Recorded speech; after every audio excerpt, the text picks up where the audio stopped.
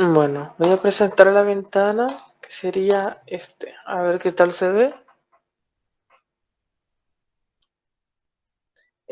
Yo noto bien en mi teléfono, no sé si ustedes notan bien también el video. ¿Qué pasa si agrando? Si agrando se ve más pequeño. Voy a dejarlo así nomás. Ahí. Bueno, déjenme acomodar. El primer ejercicio que vamos a estar... se va para adelante. El primer ejercicio que vamos a estar desarrollando dice básicamente lo siguiente.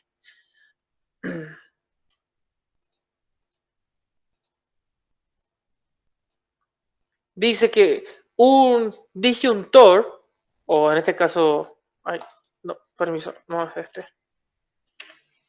Se me movió, aquí está.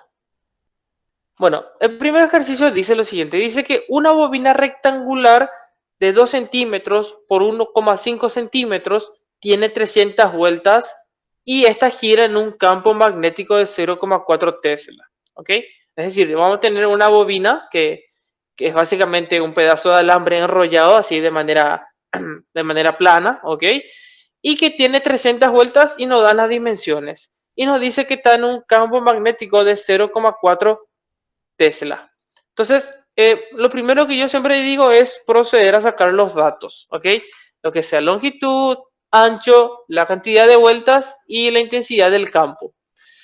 La parte A me pregunta que cuál es la FEM máxima generada cuando la bobina gira a 50 Hz. Bueno, entonces lo que me pregunta es cuánto es la FEM que se produce en la bobina cuando esta gira. Y también me pregunta cuál es la frecuencia o cuál debe ser la frecuencia para generar una fuerza electromotriz de 110 voltios. Bueno, lo primero es recordar que cuando hablamos de una FEM, ¿verdad? Y tenemos un campo magnético que está variando, en este caso siempre nuestra fórmula de partida va a ser esta fórmula que ven aquí. ¿Ok? Siempre partimos de esa fórmula y a tener en cuenta que esa es la fórmula que nos dicta cuando hay y no hay FEM, ¿ok? En este caso, ¿qué es lo que está pasando? Lo que pasa es que tenemos una bobina rectangular que va a estar girando dentro de un campo magnético. En este caso el campo se queda constante, pero lo que gira sería la bobina, ¿ok? Y tenemos casi el mismo fenómeno. Cuando ocurre eso, tenemos este tipo de ecuación, ¿ok? La deducción de esta ecuación es muy simple. Es más, si buscan en el libro de Szymanski, hay esta demostración completa en el capítulo 30, ¿ok? En el ejemplo específicamente en el 29.5. Es una ecuación ya dada. No hace falta que hagamos alguna demostración o algo. Esta fórmula que ven acá, lo que nos permite calcular es la FEM que obtenemos si giramos una bobina dentro de un campo magnético, ¿ok? Entonces, lo que tenemos como primer término sería la letra N, que es el número de vueltas. Lo siguiente es la letra B, que sería la intensidad del campo que ya tenemos. Y lo siguiente sería la letra A, que sería el área de la bobina. Y por último tenemos la W o W, que sería nuestra frecuencia angular. Bueno, lo primero que tenemos que calcular antes de utilizar esta fórmula es la frecuencia angular, ¿ok? No se olviden que de mecánica la frecuencia angular tiene esta fórmula que ven aquí, en donde W es igual a 2pi por la frecuencia, ¿ok? No es lo mismo frecuencia angular que frecuencia, vale aclarar esa anotación. Entonces, el ejercicio lo que nos da es la frecuencia porque nos dice que está a 60 Hz. Entonces, si tenemos ya la frecuencia, podemos hallar la velocidad angular con esta fórmula, que es muy simple, ¿verdad? No es nada complicado, y se reemplazan los datos y se calcula. Ok, ahí tenemos el 2pi por 60, que nos va a dar un valor aproximado de 376,99 radianes sobre segundos. Vale aclarar que tiene que ser radianes sobre segundos y no solo 1 sobre segundos, porque no hay diferencia, repito, entre frecuencia angular y frecuencia. Bueno, y lo siguiente a calcular es el área de nuestra espira. Esto que ven aquí sería básicamente nuestra espira, en donde tendríamos un rectángulo, ¿ok?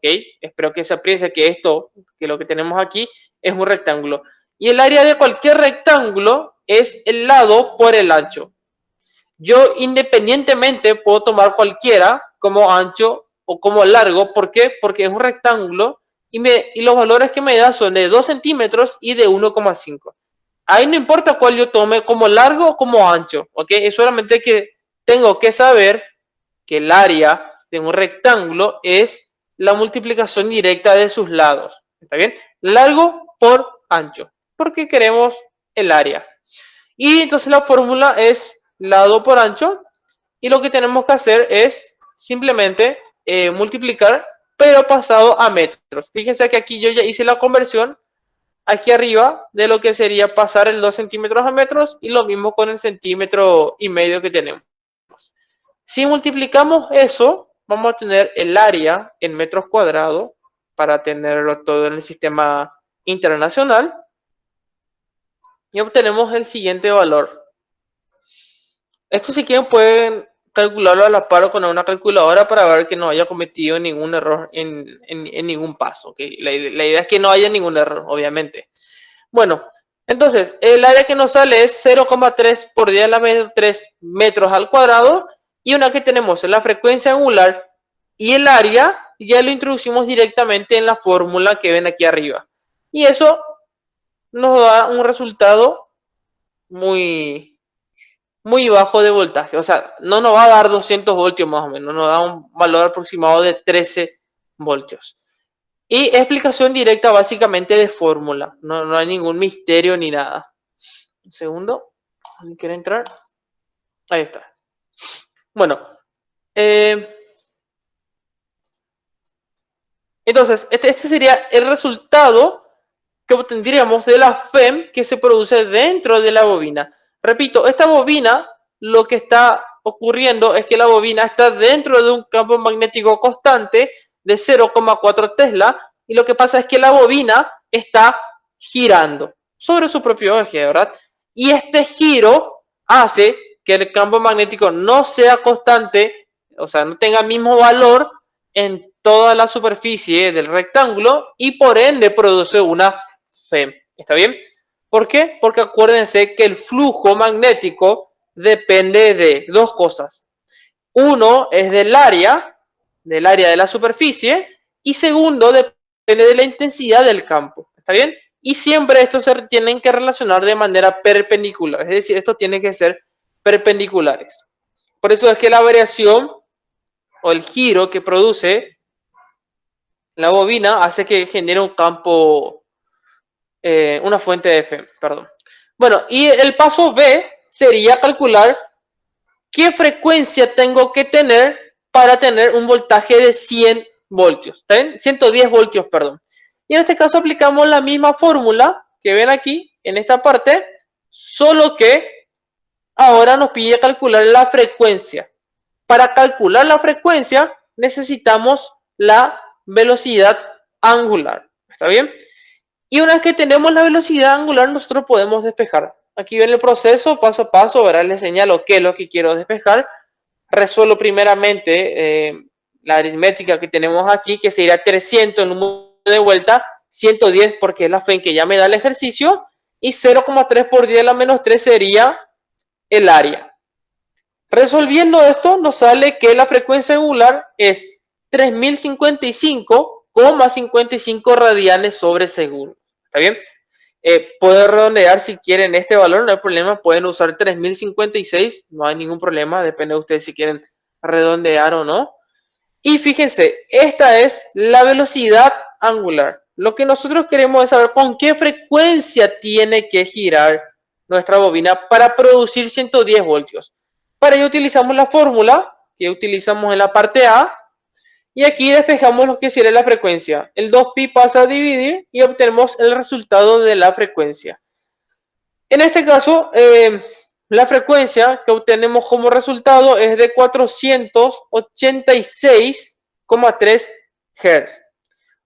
Acuérdense que la unidad de medida de frecuencia es Hz. Por eso la HZ, que es la abreviatura para Hz. O también se puede escribir esto como 1 sobre segundos. O segundos a la menos 1, que es exactamente lo mismo. Y lo que nos está indicando este resultado es que la bobina tiene que girar dentro del campo magnético a una velocidad de 486 vueltas por segundo. ¿Está bien? Una velocidad considerablemente alta. Entonces, si gira a esa frecuencia, es decir, si da esa cantidad de vueltas en un segundo, él nos va a producir como tensión de salida o FEM 110 voltios. ¿Ok? Y repito, es aplicación directa de fórmula, no hay nada extraño en esta parte. Bueno, vamos a pasar al siguiente ejercicio. Antes de pasar, quiero saber si para esto no hay ninguna duda o consulta.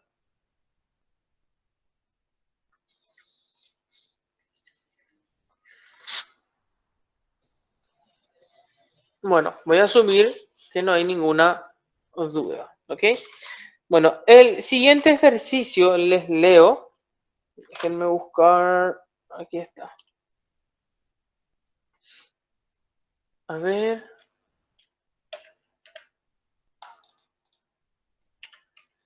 El siguiente ejercicio, aquí está.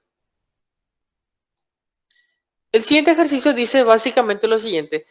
Dice que un disyuntor de circuito tiene una clasificación para una corriente de 15 amperes y un voltaje de 120 voltios. Me pregunta A, ¿cuál es el mayor valor de la corriente que el interruptor puede llevar? Y B, ¿qué potencia media puede ser suministrada por este circuito? Vale aclarar que esta parte es de corriente alterna, ¿ok? No es nada de corriente continua, es todo corriente alterna. Por eso es que me da un valor de corriente que es 15 amperes y después me pregunta cuál es la corriente máxima que puede soportar el disyuntor. Bueno, el disyuntor, para aclarar, es nada más como una especie de fusible que tenemos en la casa que salta cuando alcanzamos un máximo de corriente. Bueno, los valores son estos: 15A y 120. Aquí me equivoqué, tiene que ser 110. Bueno, no importa, el resultado es cambiar por 110. Entonces, esta RMS que ven aquí, que ven aquí, ya me indica que el ejercicio está situado en corriente alterna. Este valor R o esta abreviatura de RMS está en inglés, pero en español significa valores cuadráticos medios. ¿Está bien? Pero, repito, esto está nada más en inglés, por eso es RMS, pero en español es valores cuadráticos medios. ¿Está bien? Cuando hablamos de valores cuadráticos medios, estamos hablando, ¿verdad? De, en este caso, de la corriente, porque este valor IRMS es lo que tenemos aquí, y este voltaje RMS es este voltaje. Cuando hablamos de voltaje o de corriente IRMS, perdón, lo que estamos refiriendo es al promedio que obtenemos en un formato de corriente que sería la corriente alterna, ¿ok? ¿Por qué? Porque si tenemos, por ejemplo, el voltaje en la corriente alterna, sabemos que va desde un positivo a un mínimo, de vuelta a un positivo y a un mínimo. Y lo que simboliza este valor es el promedio en el que se mantiene esa variación, ¿ok? Por eso, fíjense aquí que yo les escribo cuál es la igualación. La igualación es que la corriente RMS es igual a la corriente máxima que puede recibir mi circuito o que recibe mi circuito dividido raíz de 2. ¿Ok? Eso es parte de la fórmula. Si buscan en cualquier resumen sobre corriente alterna, van a encontrar que la corriente del valor medio cuadrático es igual a la corriente máxima dividido raíz de 2. ¿Ok? Y lo mismo para el voltaje RMS. Es el voltaje máximo que llega a recibir mi circuito dividido raíz de 2. ¿Ok? Por eso que el ejercicio ya me da la corriente aquí, pero en paréntesis le aclaro que es RMS y por eso que la parte A me pregunta cuál es la corriente máxima que puede soportar. ¿Ok? Y si yo tengo la corriente, como ven aquí, RMS, y me pide la corriente máxima, tengo que utilizar esta relación que está aquí arriba. Así, tal cual, ¿ok? No hay otra fórmula para calcular esto, es aplicación directa de fórmula. Si me pide el voltaje máximo, por ejemplo, utilizo la ecuación de abajo. Bueno, aquí despejé, mejor dicho, la I, que está sola, porque esta sería la I máxima que yo recibo. La raíz de 2 pasa a multiplicar al otro lado, y si reemplazamos los valores, vamos a obtener el valor de la corriente. En este caso, ¿qué fue lo que hice? Hice la multiplicación de 15 por raíz de 2, ¿ok? Raíz de 2, acuérdense que es 1,43, si mal no estoy, o 1,41, y si lo multiplican por 15, nos da un valor de 21,21 amperes. ¿Qué quiere decir este valor? Este es el valor máximo de corriente que me llega de la fuente de corriente alterna. Acuérdense que la corriente alterna, repito, va a un máximo, luego baja a un mínimo, pero se alterna entre los máximos y los mínimos, máximos y mínimos. Y esta corriente de 15, ok, es el valor promedio cuadrático de todo eso. Y lo máximo que puede llegar hasta arriba sería esta I que acabamos de despejar, que es de 21,21 amperes. ¿Está bien? Este es el valor máximo que puede llegar debido a esa variación arriba para abajo. Pero en promedio se mantiene en 15 amperes. Entonces, esa es la parte A del ejercicio si me pregunta la corriente máxima. Y la parte B me pregunta la potencia media del sistema. Y en este caso, si la I es RMS y la B es también RMS, y sabemos que esos son valores cuadráticos medios, ¿ok? Sería tipo un promedio mal dicho, pero no significa eso. Podemos utilizar la ecuación de potencia. La ecuación de potencia que conocemos, ¿está bien? La potencia eléctrica, en este caso, sabemos que como se da en la parte de resistencia eléctrica, es simplemente el voltaje por la intensidad. Aplicación directa, ¿ok? Solamente que en este caso, cuando nos pide la potencia media, tenemos que utilizar estos valores cuadráticos medios, ¿está bien? Es decir, que la potencia media es el voltaje RMS y la I RMS, ¿está bien? Aplicación directa de fórmula de potencia, ¿está bien? Y en este caso sí sería multiplicar 15 por 120 y obtendríamos el resultado de la potencia media. Me faltó aquí un pequeño 1. Fíjense, aquí tengan cuidado, está mal este resultado, ahora que me doy cuenta. Mi voltaje es 120 voltios y aquí coloco nada más 20. Aquí tiene que ser 120. ¿Está bien? Es un pequeño error mío. Y si, déjenme voy a calcular un segundo. En este caso entonces vamos a tener 15 por 120. El resultado está bien, 1800. Este resultado que ven aquí es correcto. Entonces, lo que tenemos que hacer es multiplicar 15 por 120. Me comí nada más el 1 aquí, por eso escribo aquí arriba el 120. Y multiplicando 15 por 120 obtenemos un valor de 1800 watts. ¿Está bien? Que sería la potencia media del circuito. Repito, esta parte de inductancia es casi todo muy simple porque son todo casi aplicaciones directas de fórmula. No hay nada demasiado complicado o demasiado largo. ¿Está bien? Vamos a hacer un ejercicio largo, vale aclarar. Pero estos ejercicios, como vieron, no son tan difíciles y son temas directos de exámenes. Así que tanta complicación en sí no hay. ¿Está bien? Bueno, el tercer ejercicio. Les leo. El tercer ejercicio parece un poco complicado, pero en realidad es muy simple. Es cuestión de manejar nada más y tener un formulario bien completo de todas las ecuaciones. Bueno, en este caso, el tercer ejercicio nos indica que, o me pregunta, mejor dicho, a qué frecuencia o cuál es la frecuencia de la reactancia de un capacitor de 10 de 10 milifaradios. ¿Está bien? Me pide cuál es la frecuencia de reactancia de un capacitor o condensador de 10 milifaradios. Y me pregunta cuándo. ¿Cuándo me pregunta? Y me pregunta cuándo vale 1 ohm, cuándo vale 100 ohm y cuándo vale 0,01 ohm. Bueno, entonces, lo primero es sacar los datos, que sería la capacitancia C, ¿verdad? Igual a 10 milifaradios. Y nos pide, repito, la reactancia de un condensador. En este caso, lo que tenemos que hacer es primero pasarlo al sistema SI, ¿verdad? Y luego me pide la frecuencia para estos valores. Ahora, sí, la frecuencia, sí, está bien. Bueno, y me da estos valores de la resistencia, que vale 1, que vale 100 ohm y que vale 0,01 ohm. Y esta sería la ecuación para la reactancia de un capacitor, ¿está bien? Esto es también una fórmula ya directa, que no sale de ninguna demostración, repito, la ecuación que da la reactancia de un capacitor, ¿está bien? Esta fórmula que ven aquí, primerita la fórmula.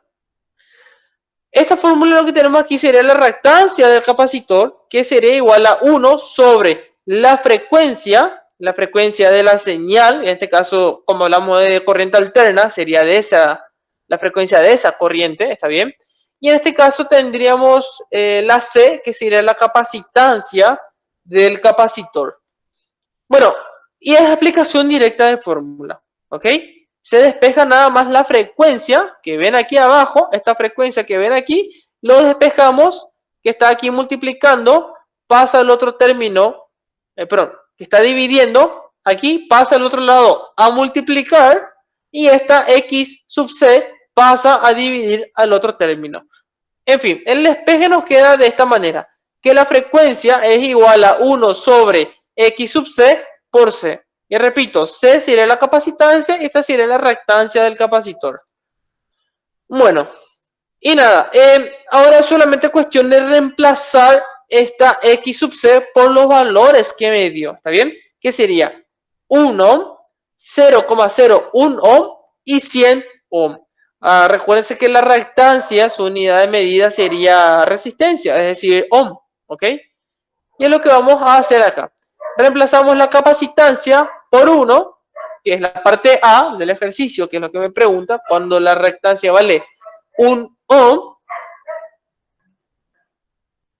El resultado de la frecuencia, este error lo corrijo más adelante, discúlpenme. Aquí aparece, esto tiene que ser radianes sobre segundos al cuadrado. Esta parte que ven aquí, ¿ok? Luego lo corrijo, ¿ok? Ahí está. Como hablamos de frecuencia, está bien, vemos que es radianes sobre segundos. No se olviden que ese sería el valor de la frecuencia. Aquí lo mismo y aquí lo mismo. Lo que hacemos es reemplazar nada más el valor de la reactancia cuando vale 1, cuando vale 100 y cuando vale 0,01. Y es aplicación directa de fórmula. Y aquí tenemos los resultados. Bueno, y básicamente el ejercicio 3 estaría resuelto con eso, ¿ok? Insisto con esta parte que es todo aplicación de fórmula. Yo sé que capaz puede confundir el término de reactancia, cuando hablamos de inductancia, que decimos, ok, son términos nuevos, y sí, son términos nuevos, pero la mayoría son aplicaciones directas de fórmula. Se aplican a circuitos, ok, pero son circuitos en la mayoría o casi siempre en serie. Rara vez vamos a trabajar en paralelo, o casi no se trabaja luego en paralelo, ok. Entonces, eso facilita que estos ejercicios, por ejemplo, tienen una ley de Kirchhoff para aplicar, pero no vamos a aplicar, ¿ok? Porque son ejercicios ya demasiado complicados, ya se escapan de nuestro nivel o del nivel que estaríamos necesitando, ¿ok? Así que casi siempre es aplicación directa de fórmula. Vamos a resolver ahora un ejercicio que sería de lo más largo que podríamos llegar a ver, que sería ya del libro, ¿está bien? Déjenme ver un rato aquí, parece que hay Alguien levantó la mano y un comentario. Vamos a ver. El X sub C se puede usar como la resistencia que nos presentan. En este caso sí, porque, repito, como tenemos una sola fórmula y la unidad de medida de la resistencia está en ohm, puede causar confusión, ¿ok? No son lo mismo la resistencia de un resistor, ¿verdad? Que el valor de resistencia que nos ofrece una resistencia. Son valores distintos, pero, o sea, significan cosas distintas. Pero la unidad de medida es la misma, ¿ok? Si tienen dudas con respecto a esa parte de la teoría, mi compañero Diego explicó esa parte en la clase pasada, creo que yo súper bien, ¿verdad? O sea, yo entendí, volví a ver su explicación y me pareció fantástica, ¿verdad? Y creo que podrían mirar de vuelta. Vamos a hacer el video hoy con este, pero sí, básicamente podríamos usar ese valor de la reactancia porque su unidad de medida está en ohm y la fórmula que presenté está en ohm. Ay, no sé qué pasó con la presentación, ya se sigo. Aquí está. Esta fórmula de aquí, vamos a ver si me escribe, ahí está. Esta fórmula que está aquí ya es una fórmula que me da es la reactancia, ¿ok? Pero su unidad de medida es en ohm, ¿ok? No es resistencia, sino es reactancia. Suena medio lo parecido, pero son parecidos, pero no tanto, ¿ok? Eso es lo que quiero que se entienda. Sé que suele causar un poco de confusión, perdón, pero repito, son fórmulas directas las que se aplican acá. No hay mucho que deducir y o demostrar. ¿Está bien? Bueno, hasta acá no hay ninguna duda o consulta con respecto a esto. Aparte de lo que preguntó la compañera LE, para pasar allá al último ejercicio. Sí, yo tengo una duda. O sea, realmente no Dime. me acuerdo. Sí. Creo que el tema de la FEM, ¿puede existir una FEM cuando existe el campo eléctrico? Creo, no me acuerdo muy bien, pero había una situación en la que podía existir, pero solamente puede existir cuando existe el movimiento o el cambio del campo magnético, ¿verdad? ¿Vos te referís a campo o te referís a FEM? Porque la relación es la siguiente. Si tenemos una carga estática, ¿está bien? No importa si es positiva o negativa, existe el campo eléctrico. Si la carga no se mueve, no existe el campo magnético, básicamente. ¿Okay? La carga tiene que moverse para que exista campo magnético y como es una carga, va a existir campo eléctrico. Por eso te pregunto. Ahora, el otro concepto sería lo de la FEM. O sea, Y por ese eso te también, pregunto a cuál te referís. el de la FEM. Bueno, en este caso yo había resuelto en la primera clase de repaso, si mal no recuerdo, un ejercicio donde hablaba eso, en donde lo que puede ocurrir sería lo siguiente, que supongamos que tenemos un conductor, que sería el bolígrafo, ¿está bien? Y es un conductor, puede ser cobre. Si este conductor se mueve dentro de un campo magnético, ¿está bien? Las caras que están adentro de él, del conductor, se van a reordenar, ¿está bien? Se van a reordenar, es decir, cargas positivas van a venir acá arriba, cargas negativas van a venir abajo y ahí vamos a tener una diferencia de potencial y por ende un campo eléctrico. ¿Está bien? ¿Por qué? Porque acuérdense que las cargas se ven afectadas por un campo magnético. Y si el campo magnético afecta a las cargas, quiere decir que mueve las cargas, en pocas palabras. Y si esto se mueve dentro de un campo magnético, lo que pasa es que esas cargas que están libres, unas van para arriba, otras van para abajo, es decir, aquí se acumulan positivos, aquí se acumulan negativos, y eso es la definición básicamente de una FEM. Y también la definición de un campo eléctrico, donde tenemos cargas que se acomodan de un lado y cargas que se acomodan para el otro lado. No sé si quedó claro eso. Sí, gracias. Ok, y recordar que tiene que ser con un conductor, o sea, tiene que haber un conductor. Si hay una carga sola dentro de un campo magnético, bueno, si no se mueve no hay fuerza, ¿ok? Pero siempre va a haber campo porque la carga en sí genera un campo. Bueno, el último ejercicio. Vamos a ver si no me olvido más de nada. Y no se olviden esta parte, lo que sería importante es acordarse la definición del voltaje o de la corriente de valor medio o de valor cuadrático medio, perdón, ¿ok? Que es diferente al voltaje y a la intensidad que recibe de la señal que es senoidal. ¿Ok? Ahí, pero la relación es muy sencilla, es solamente dividir con raíz de 2 y ya obtenemos dicho valor. El último ejercicio que había preparado no me dio el tiempo de grabar en la pizarra, así que vamos a verlo en mi cuaderno. ¿Ok? Esto finaliza aquí. ¿Está bien? Déjeme buscar dónde está lo que resolví.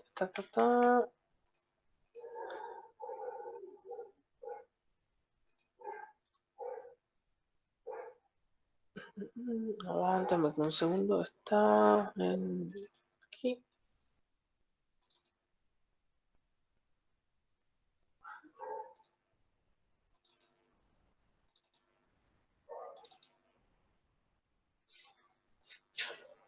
Aquí está.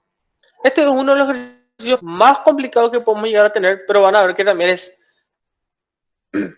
corto. Bueno, les presento el ejercicio. Sería... Aquí está.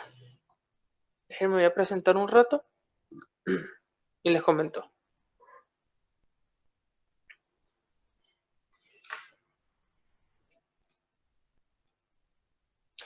Yo noté que es el ejercicio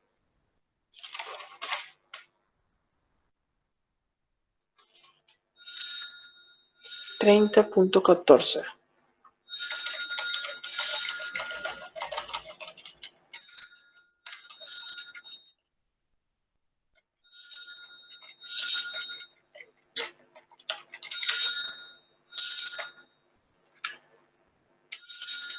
Está...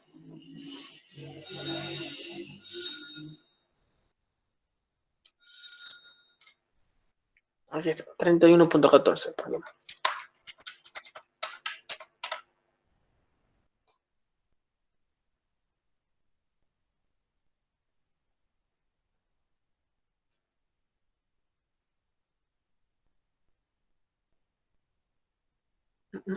Un segundo.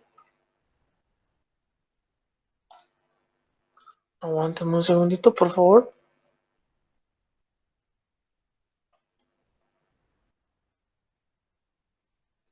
Aquí está. Presentar. Creo que se nota, ¿no? Ah, sí se nota, ahí está. Bueno, el ejercicio está es el ejercicio, mejor dicho, 31.14, que sería la sección 13, digo, 31.3, en donde ve que es circuito LRC, ¿ok? El circuito más largo que podemos tener. Los otros ejercicios anteriores que mostré antes de empezar la clase eran, por ejemplo, solamente RL o RC, ¿está bien? Este ya es una mezcla de los dos, RLC, que repito, es de lo más largo que podemos tener. El ejercicio dice básicamente lo siguiente, si se nota, creo que sí. Dice que se tiene un resistor es una resistencia, ¿ok? De 200 ohm y un inductor de 0,04H. El inductor sería la bobina que se suele simbolizar por la letra L, ¿ok? Y un capacitor de 6 microfaradios. En este caso, microfaradios hay que pasarlo a faradios. Dice, suponga que toma el resistor y el inductor y construye un circuito en serie con una fuente de voltaje que tiene una amplitud de 30 voltios y una frecuencia angular de 250 radianes sobre segundos, dando a entender que es de una corriente alterna, ¿ok? Frecuencia de voltaje no existe o amplitud de voltaje no existe en corriente continua, ¿ok? Y la A pregunta, ¿cuál es la impedancia del circuito? Una fórmula que van a ver que es muy sencilla de utilizar. La impedancia del circuito. La B me pregunta, ¿cuál es la magnitud de la corriente? La C, ¿cuáles son las amplitudes de voltajes en los terminales del resistor y en los terminales del inductor? La D me pregunta, ¿cuál es el ángulo de fase del voltaje de fuente con respecto de la corriente? Y la fuente de voltaje se adelanta o se atrasa en relación a la corriente. En la parte E no voy a hacer que construya el diagrama de fasores porque, bueno, no se me sale bien lo de dibujar y no se va a entender, ¿ok? Así que esa parte, vamos a excluir la parte E, que no es complicado, es cuestión de dibujar, pero ya sale del tema de hacer. Entonces, fíjense, es un ejercicio bastante largo. Tenemos A, B, C, D. Y en la parte de D tienes dos preguntas otra vez, ¿ok? Bueno, déjenme, voy a cambiar. Voy a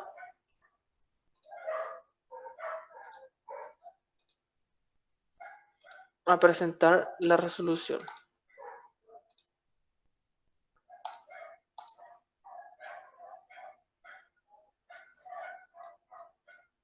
A ver si se nota.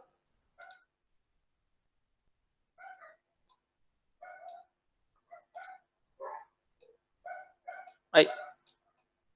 Ahí está. Bueno, los datos del ejercicio es lo primero que tenemos que sacar. ¿Ok? En este caso los datos me dan el resistor. Recuerden cuando habla de resistor es de una resistencia. ¿Ok? Y me dice que vale 200 ohm. Luego me dice que el inductor, que es la letra L que ven aquí, ¿está bien? El inductor tiene un valor de 0,4H o 0,400, ¿okay? Que estaba en el libro.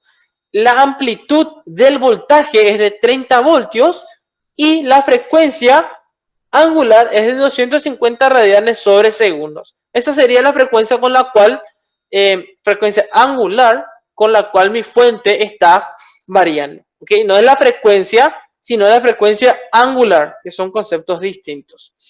Bueno, lo primero que tenemos que hacer para hallar la impedancia es hallar la reactancia del inductor. ¿Ok?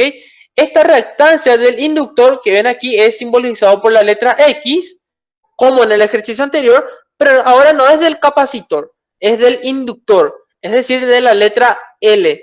O sea, el inductor es la bobina, no se olviden, ¿ok?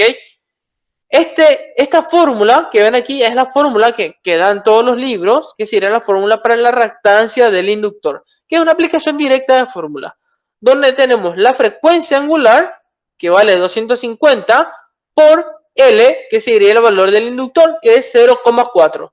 Si calculamos esto, fíjense que de vuelta me da en unidad de medida de ohm, ¿ok? Eso no quiere decir que esto sea la resistencia del inductor, sino es la reactancia del inductor, ¿ok? Que, repito, son parecidos, pero no son lo mismo. Pero su unidad de medida, así como en el caso del capacitor, se mide en ohm, ¿ok? La impedancia se calcula por esta fórmula, que está aquí, que es Z. Z sería la impedancia de un circuito, que casi siempre tiene esta fórmula. Ahora, si tuviésemos, por ejemplo, un capacitor también añadido todo en serie, se le podría colocar en algunos casos aquí. En este caso, nuestro ejercicio no nos indica eso, entonces no colocamos. Bueno, entonces la impedancia se calcula por esta fórmula, donde tenemos la resistencia del resistor y tenemos aquí no es la impedancia, perdón, la reactancia del inductor, ¿ok? Entonces, si reemplazamos los valores, tenemos simplemente 200 al cuadrado más 100 al cuadrado y nos dan la impedancia. Que fíjense que como tenemos aquí también valor, es decir, perdón, el valor de 200 se mide en ohm y el valor de 100 se mide en ohm, como resultado, lógicamente, nos va a dar en ohm, ¿ok? Que sería la impedancia, ¿entiende? Este valor de ohm sale de que la resistencia se mide en ohm y que la reactancia se mide en ohm. Bueno, esa sería la parte A del ejercicio, ya está solucionado. Parece complicado, pero es muy simple en realidad, ¿ok? Ahora, la parte B del ejercicio me dice, ¿cuál es la amplitud de la corriente? Para la parte B de la amplitud de la corriente tenemos que utilizar la impedancia que acabamos de hallar, ¿ok? Y la amplitud de la corriente en este caso va a ser la amplitud del voltaje, porque el voltaje está directamente relacionado con la corriente, dividido el valor de la impedancia. Aquí el valor que tiene la impedancia o por qué es importante calcular la impedancia. ¿Por qué? Porque me permite calcular la corriente o la amplitud de la corriente. ¿Está bien? Y me dice que la amplitud de la corriente, teniendo este voltaje, ¿verdad? Va a ser de 134 amperes. Espero que se note bien. Creo que sí se nota bien. Bueno, entonces ese es el valor de la amplitud de la corriente. ¿Ok? Aplicación directa de fórmula de vuelta. ¿Está bien? La parte C, por ejemplo, me pregunta, ¿cuáles son las amplitudes de voltajes en el resistor y en el inductor? ¿Está bien? Es decir, me pregunta, esta amplitud, que aquí vale 30 en general, ok, para todo el sistema lo que ingresa, me pregunta cuánto va a ser esa amplitud para el resistor y para el inductor L, ok.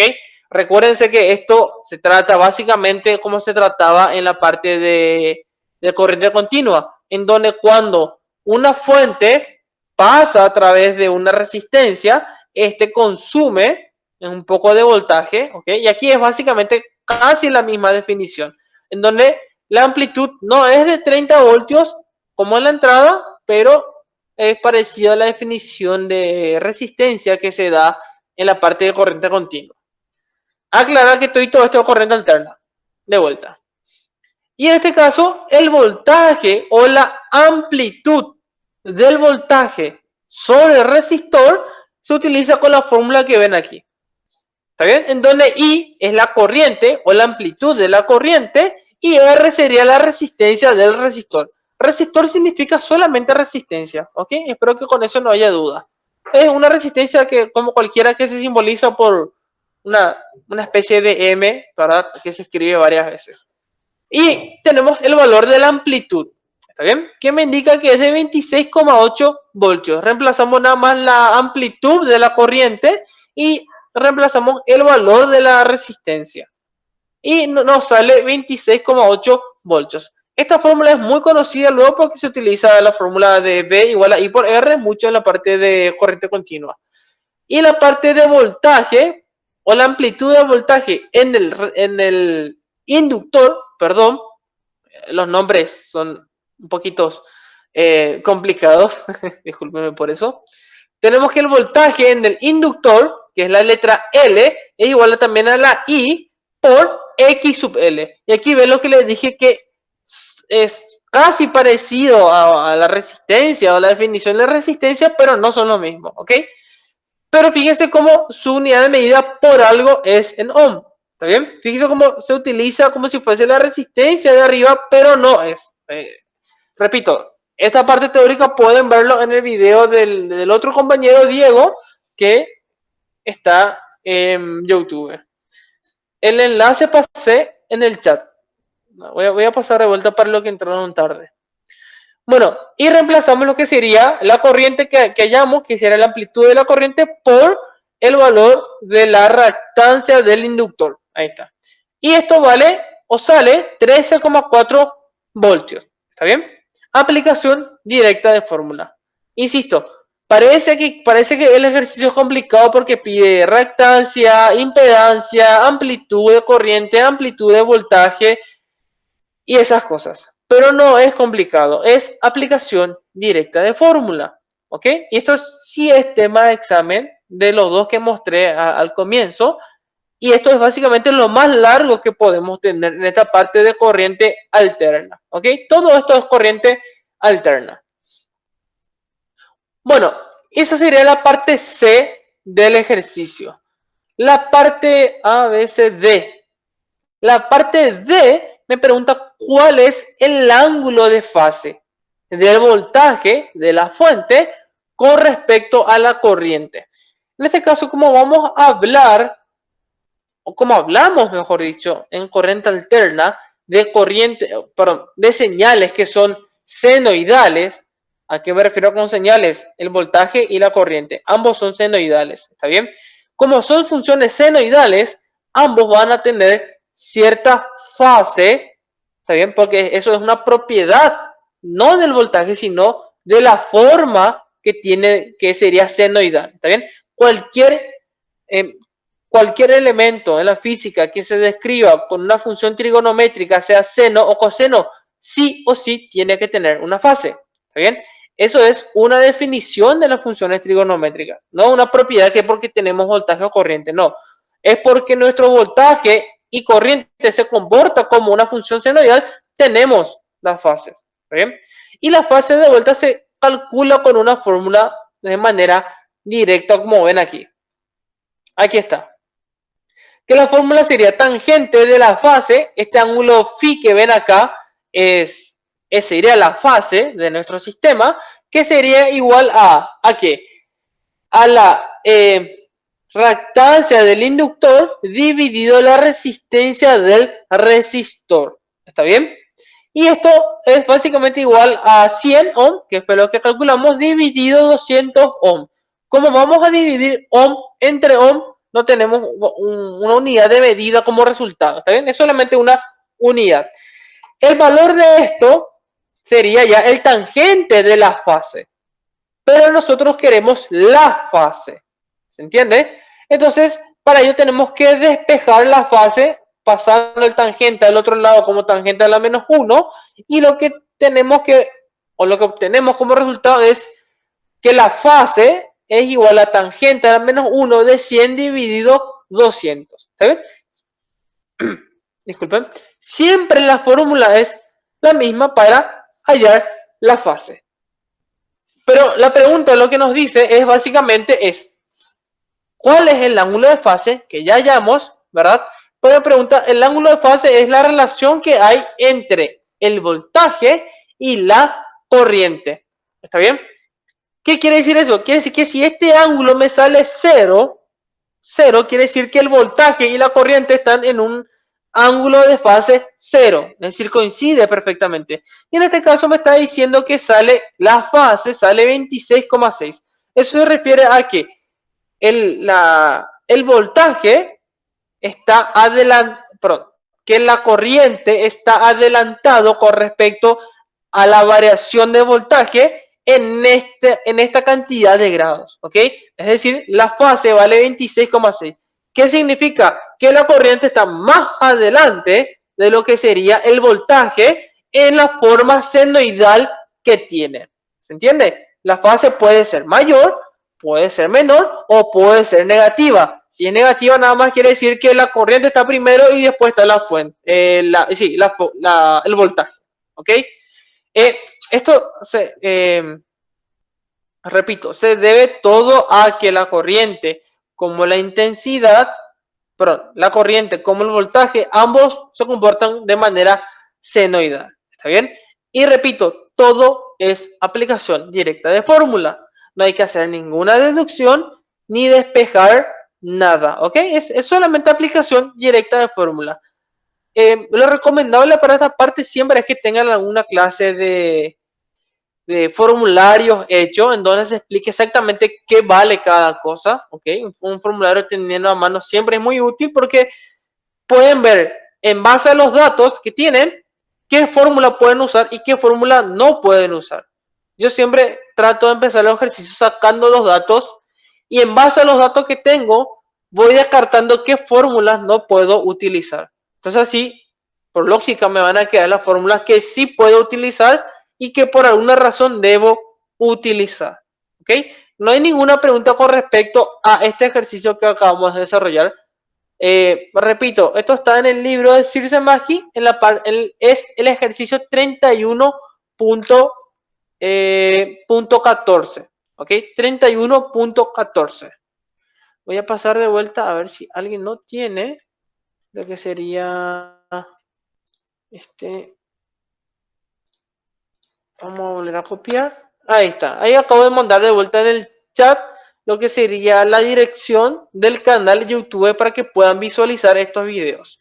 Y pueden ver este video una y otra vez para entender la explicación. ¿Ok?